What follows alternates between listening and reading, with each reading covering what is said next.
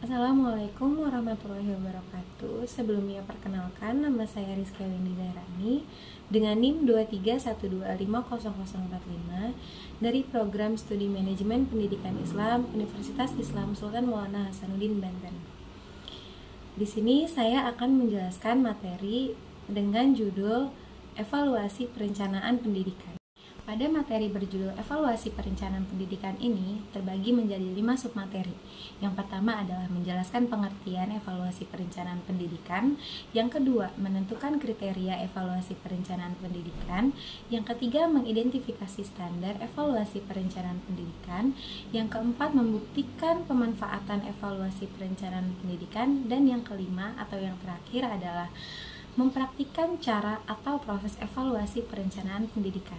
Baik, yang pertama adalah pengertian evaluasi perencanaan pendidikan. Rencana adalah a detailed proposal for doing or achieving something, yang artinya adalah rincian rinci untuk melakukan atau mencapai sesuatu, yang berarti perencanaan adalah proses merencanakan sesuatu. Perencanaan adalah proses yang cukup penting dikarenakan sebelum kita melakukan sebuah pekerjaan atau melakukan sesuatu, rencana adalah menjadi dasar untuk kita menentukan apa dan bagaimana hal yang akan kita lakukan untuk mencapai tujuan dari sebuah pekerjaan yang ingin kita lakukan. Mungkin teman-teman sendiri pernah mendengar kalimat bahwa dengan kita melakukan perencanaan yang matang, maka 50% pekerjaan itu sudah terselesaikan, sisanya adalah implikasi dan evaluasinya. Pada evaluasi perencanaan pendidikan tersebut memiliki dua konsep. Yang pertama adalah evaluasi secara sumatif dan yang kedua adalah evaluasi secara formatif. Evaluasi sumatif biasanya dilakukan dengan maksud tujuan membuat penilaian dari keseluruhan aktivitas dan program.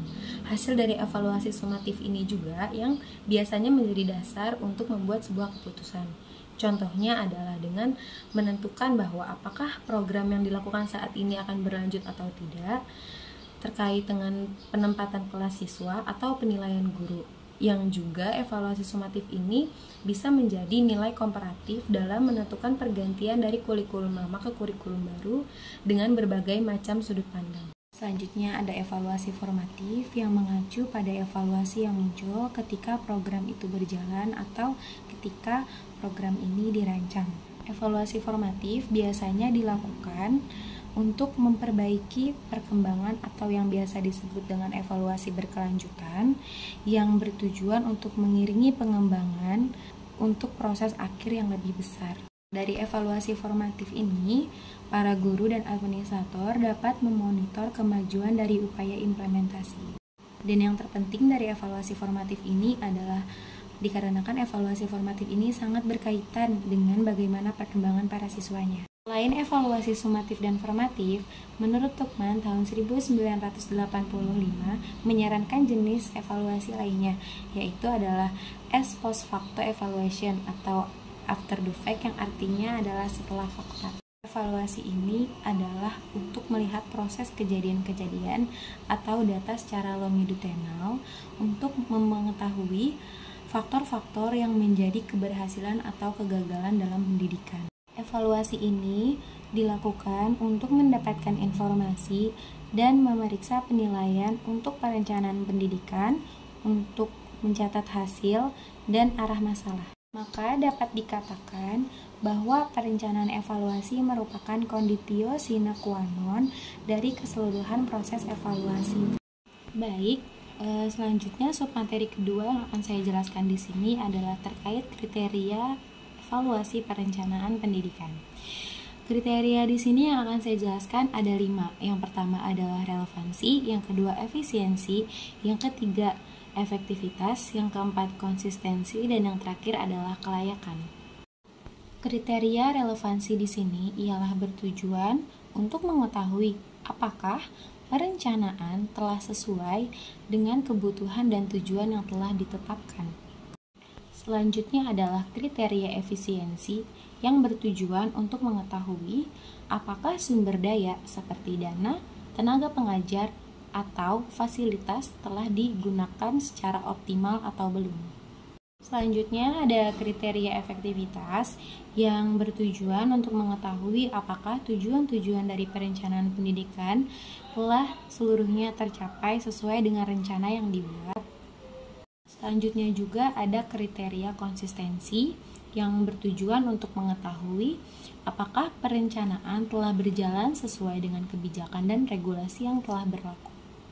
Dan yang terakhir ialah kriteria kelayakan yang bertujuan untuk mengetahui apakah rencana dapat diimplementasikan dengan lingkungan pendidikan yang telah ada. Baik, selanjutnya untuk subtema yang ketiga akan membahas terkait standar evaluasi perencanaan pendidikan. Di sini ada 4 standar evaluasi perencanaan pendidikan.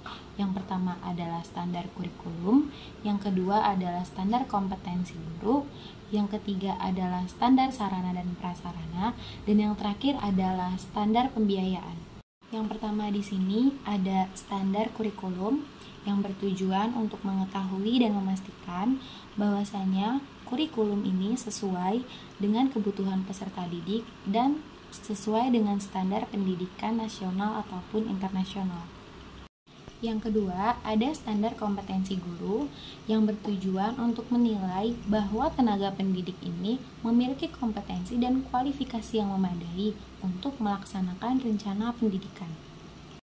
Yang ketiga, ada standar sarana dan prasarana yang bertujuan untuk menilai bahwa fasilitas dan alat bantu pendidikan ini mendukung untuk kegiatan pembelajaran yang efektif. Standar yang keempat atau yang terakhir adalah standar pembiayaan yang menilai bahwa alokasi anggaran ini telah sesuai dengan rencana yang dibuat. Selanjutnya untuk subtema yang keempat ini terkait dengan pemanfaatan evaluasi perencanaan pendidikan. Evaluasi perencanaan pendidikan ini secara umum berfungsi untuk meningkatkan kualitas dan efektivitas dalam pendidikan. Pemanfaatannya ini mencangkup beberapa aspek yang cukup penting, yaitu yang pertama, dengan evaluasi ini kita bisa mengetahui apa saja kelebihan dan kekurangan di dalam program pendidikan yang telah ada. Dan kita juga dapat mengukur capaian tujuan ini telah mencapai atau tidaknya dari program pendidikan yang telah ditetapkan, serta juga untuk membantu dalam pengambilan keputusan.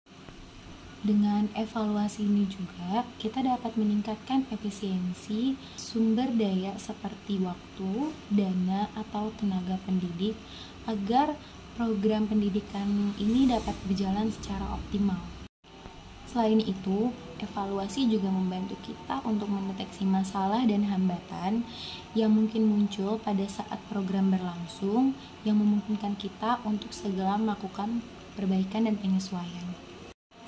Evaluasi juga berperan untuk memastikan akuntabilitas dari pihak-pihak yang bertanggung jawab di dalam proses program pendidikan.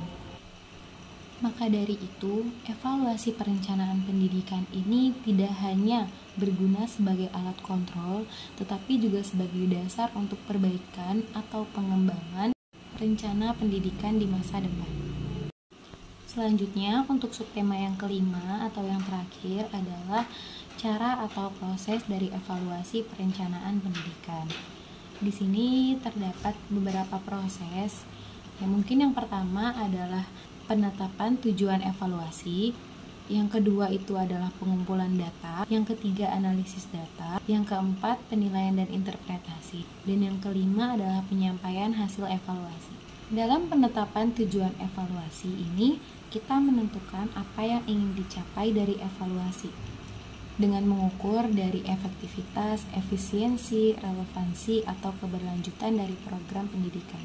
Lalu, di dalam pengumpulan data ini kita mengumpulkan data terkait dari perencanaan pelaksanaan pendidikan. Data-data ini bisa berupa data kuantitatif dan data kualitatif.